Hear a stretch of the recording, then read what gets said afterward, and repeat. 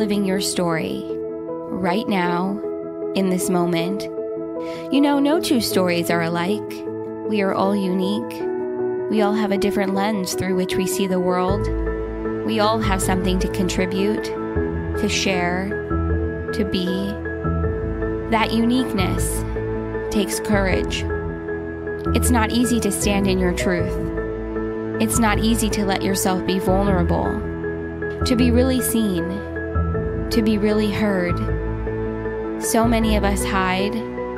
So many of us stay hidden. So many of us make the choice to step forward, to own who we are, to own our stories, to share our voice.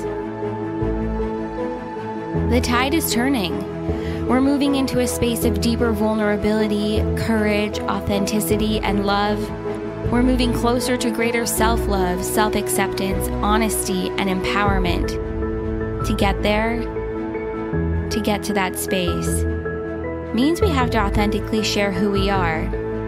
It means we have to authentically show up as our true selves. The magic is in sharing who you are. The magic is in sharing your story.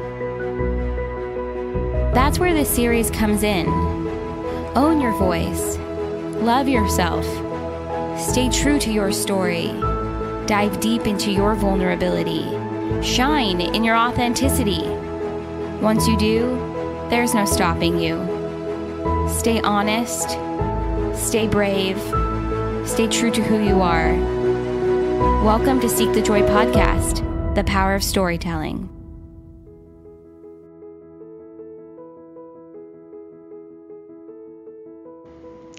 Hi, I'm Ida Schottenstein, founder and CEO of Multi-Role Woman, a platform dedicated to helping women who serve multiple roles and have so much going on, but feel like there's just never enough time to get things done. You know, as a coach, a graduate student in the field of mental health counseling, mental health awareness advocate, and songwriter, I offer guidance in the form of tools, tips, and resources that can help people improve their time management, prioritize their task list, and just take advantage of their inner strengths and resources to get them to reach their goals and build a roadmap to get there. And I know these struggles all too well. As a mom of 4 kids and wife to a serial entrepreneur, I understand how hard it can be to live in a scarcity mindset. And not only do I have a lot on my plate, but I also have an ADD diagnosis, which sets me back even further. And things that normally take 10 minutes can take me 2 to 3 hours to accomplish. So I recognize how important it is to have these tools and tips and implement them into your life in order to reach your goals and bridge the gap between where you are and where you want to be. So how did I get here? Well, it started with me being very scatterbrained and procrastinating and ending my days just feeling kind of like not only unaccomplished, but riddled with self-doubt also. Like, I didn't feel like I had what it took to meet my goals and reach my potential. I was riddled with self-doubt, and it wasn't an easy mindset to live in. But that's how things were for me at the time. And it took a lot of soul searching to help me realize that the only person who's responsible for change is me, and that I could become the protagonist in my own life, but I had to put the work in. And having read so many self-help books and doing research on all kinds of mental health struggles and how people overcome them, and going to coaching conferences, going to lectures, gathering information on how to improve my life, all of those things led me to build my own unique toolkit for change. And as I did that, I started to journal about the growth that was happening in my life. And I always took notes when I read something of value that I thought can help other people, things that helped me tremendously. And over time, I had amassed a treasure trove of valuable information that was absolutely life-changing. And I knew that I had to share it. I just didn't know how I would share it. I didn't think that I could act as an expert. I felt as though there were many other people out there who are better suited to helping others, deal with their struggles. And it came to a point where I realized, you know what? Even though I'm not an expert, even though I don't have all the information, I do have some valuable insights that I know could help people. So I decided to put myself out there, which is kind of not very in line with my personality type. I'm an introvert, but I just had a mission. I created my own mission statement, and I wanted to start helping women who have experienced the same struggles I did, which I found later that there were so many more than I'd initially thought, and just kind of build this community of women who support each other, who understand each other's struggles, and who could work together to create lasting change, not only in their lives, but in the lives of others as well. Because a rising tide will raise all ships. If we improve ourselves and we, put in the work, then naturally the people around us will improve as well. And I just believe so strongly that in sharing my story and being open about my struggles, I can help create a climate of connection where we feel less alone. And I think that in the world that we live in today, it's so important to help each other feel understood and not stigmatize mental health struggles or issues that we face, and recognize that we're all better off when we support each other. So I will continue to share my story. I will continue to coach clients and give workshops and help people bridge the gap between where they are and where they want to be by creating a unique roadmap and toolkit for change and improvement and total transformation. I think it's so important to be open about our struggles, and it really taught me the value of vulnerability, of authenticity, and how being authentic can fuel growth and connection, which is what we all desire at our core, to connect to each other. And I realized how universal our struggles are when I shared my story. Suddenly it opened the floodgates and people started to say, oh my gosh, me too. I have the same struggle. I thought it was just me. And that was it was so liberating, not only for me, but for anyone I've spoken to in the past who suddenly no longer felt as though they were alone in their struggle. And this really created a climate of connection and meaning where we were able to share in each other's experiences.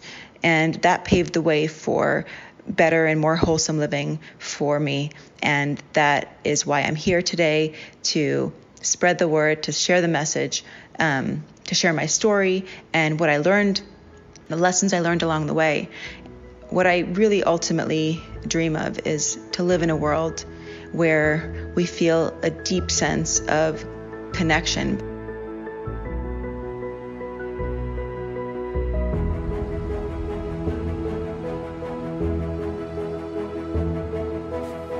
Hey everyone, thank you so much for tuning in and listening to my story. I want to start off by saying my name is Janine Hernandez. I am a New Jersey born and raised native. I moved to Phoenix when I was 14 years old, and I've been here ever since. I absolutely love living here and really enjoy my time here. I do a lot of different things here as far as like hiking and just being in the Zen and energy vortex, as I like to call it. I am a single mommy of one son. He's about to be 12 years old, and life with him has been simply amazing the past couple of years. I am a published author, and I'll tell you a little bit about my story. Ever since I was little, I always dreamt about being a published author. When you hear young kids that talk about, when I want to grow up, I want to be a firefighter, or I want to be a teacher, or I want to be this or that. For me, it has always been, when I grow up, I wanted to be an author. And I know that it's odd for some people. It's not such a common thing that you hear, but I just always knew in my heart that that's exactly what I wanted to do. And when I was 9 years old, I started writing my first book. And with the support of my parents, we did everything that we could to try to get published. But back in the 90s, there wasn't much resources at your fingertips as there is now with the internet. So I wrote my book. I put it to the side, and it wasn't until I was in my late 20s that I decided to finally pick it up and get it published. I found a couple of mentors that helped me along the way in order to get this accomplished. Now, 5 years later, I have the opportunity of having 4 published books, 3 of which are written, 1 is an ebook, and I do have a children's book as well. So I've been dabbling a little bit in different genres, and it has been quite an amazing experience. Aside from that, I started to push myself out of my comfort zone and start speaking at events. I've started coaching aspiring authors on how to publish their books. So I've always just known that this is exactly what I wanted to do. However, life has not always been perfect, if I want to put it in simple terms. There was a lot of things that I went through that stopped me from pursuing my dreams and stopped me from accomplishing the things that I wanted to accomplish. I have been in multiple different scenarios or situations that helped me mold myself and grow myself as a person. Anything from domestic violence to, fighting, to losing, people in our lives that we hold near and dear to our heart. But if I want to share, I do want to share something that has happened recently, which has really helped build and mold the person who I am today, right? Because oftentimes we think that we have it all figured out, we're on the right path, and then something happens that steers us in a different way, and then we learn something completely new.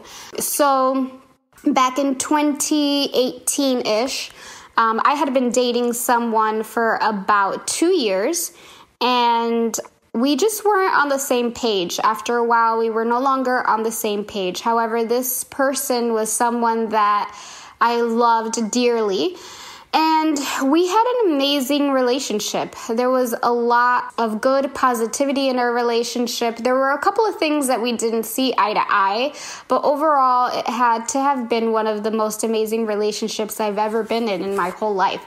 And so when we started to not be on the same page or want the same things, things started to have a little bit of friction in them. Things weren't working out the way that I wanted them to.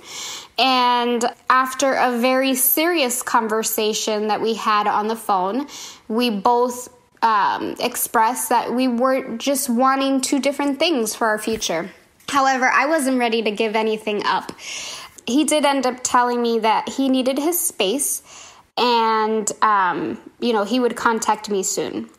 And I didn't know what that meant at all, but for the next 2 weeks, I didn't hear from him again. He completely just cut me out of his life. Did not respond to my texts, to my emails, to my phone calls. I didn't know what had happened to him. And, my intuition can be very, very strong. I know exactly what is going on around me, or I get different signs, but my intuition is extremely strong. And I remember coming home from a Vegas trip. I was on the flight and I received just this gut feeling that I needed to check the mail. Of all things, check the mail. So as soon as I got home, put my luggage down, the first thing I did was go check the mail. And there was a handwritten letter from him. And in his letter, he told me that he loved me unconditionally and that I deserved the world and more. And he couldn't be that person for me, so he was breaking up with me. And aside from that, I had also been in a very, very dark place because my family and I had recently lost 2 family members due to cancer. So, I'm dealing with the mourning of a breakup, really, because there was no closure. I'm dealing with mourning 2 of my family members that had died of cancer. And then I also myself had to have a surgery due to a pre-cancer scare. And it wasn't an inpatient one. I was in the hospital. They had to put me under the whole 9 yards. And I found myself suppressing a lot of feelings and resentment, and I felt numb. On top of all of this, I was getting ready to launch my children's book at the same time. So I had this one side of me that was driven and was getting things done, and then a side of me that was completely numb and not dealing with my emotions or my feelings. And after my book launched, literally like 2 days after, I completely crashed. Emotionally, mentally, physically, like the whole 9 yards. I just crashed. And I pretty much binge watched Netflix for like 6 months. I was in a depressive state because I had all these emotions that I hadn't dealt with. And a lot of guilt as well. Like, what did I do wrong? Not only with my relationship, but just like my body. Like, how could I get myself to a point where I'm having a pre-cancer scare? I was very, very hard on myself. However, I want to share a part of my story that with anything negative that happens like that, usually it's because something amazing is coming. And what happened next after my 6 months of being down in the dumps and dealing through my emotions, I was able to recreate myself as a woman. And what I mean by that is that I started to live for me, and I started to wake up every single morning living for Janine and living for everything that I stood for. And I had this very, very deep desire to want to go out there and learn new things and overcome fears. So for example, I have this really good friend of mine. He's a hiker, skier, all of that. And I had always been afraid of mountains for some reason, just elevation sickness, etc. I started to hike, and I started to realize that this was something that I absolutely loved. I also had this fear of planes. Anyone that would jump out of planes and skydive, I always felt they were a little crazy. I had a coworker 15 years ago that had passed away skydiving. His parachute got tangled with someone else and they hit the ground and he ended up passing away. It was a very traumatic experience, and I realized that I was living my whole life with a fear of what happened to someone else. And I don't know, I just like recreated myself. I was like, I want to be a new woman and I want to live my life for me. So I went out there and I skydived. It was the most amazing experience that I had ever experienced in my life. I was able to overcome a fear. Of course, once I signed the paperwork, because you sign your life away, I was trembling and so scared, and I was listening to heavy metal and doing jumping jacks, and I just had all this energy built up inside of me. But as soon as I stepped on that plane, I realized I was about to do something so amazing, and it was about to be for me, not for anyone else, but for me. And as soon as I got on that plane, I was so calm, I was so ready, and I saw, the most amazing colors. You see the most amazing colors when you're going up in the air on this little tiny plane, and they open the door, and of course I'm the one that was going to jump first, but they open the door and I get to see all of like Phoenix, Arizona, all the mountains, everything. It was just absolutely breathtaking. And I did it. Like, I took a step, I smiled at the camera or the videographer, and I jumped. And it was the most amazing experience. And life is all about jumping. And I feel like, I know that I can't share all of my life story with you guys, but I wanted to share this piece with you guys because it's very important to deal with your emotions when you're going through different things, but also don't be afraid to recreate who you are. If you're unhappy with something, it is okay to mold yourself into someone new and to learn new things about yourself. I am now in my early 30s, and I never in a million years thought that I would be the woman that I am right now. And I know that in my 40s, I might be someone completely new. And I'm just so excited to be on this life journey. So one of the things that I have learned myself with sharing my story is just speaking my truth. And that's something that I try to do. I've been trying to do a lot lately is speaking my truth. And it is okay to speak my truth in a professional way, in a nice way. Sometimes maybe we don't agree with what someone says to us or what someone does, but it's okay to speak our truth and do it with love and compassion and be sweet.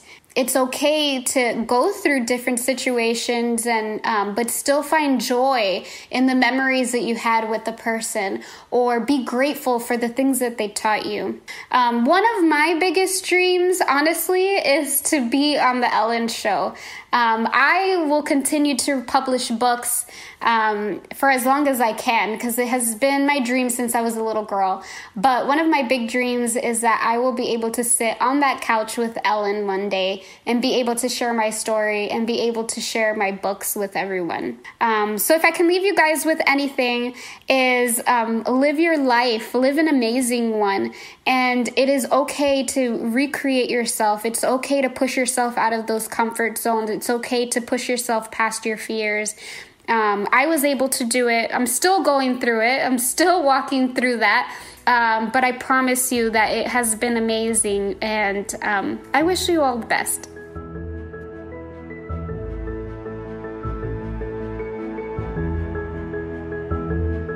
Hi everyone, my name is Ashley Surma. I'm one of the founders of For the Good, a community created to empower and elevate you to live a purpose-driven life.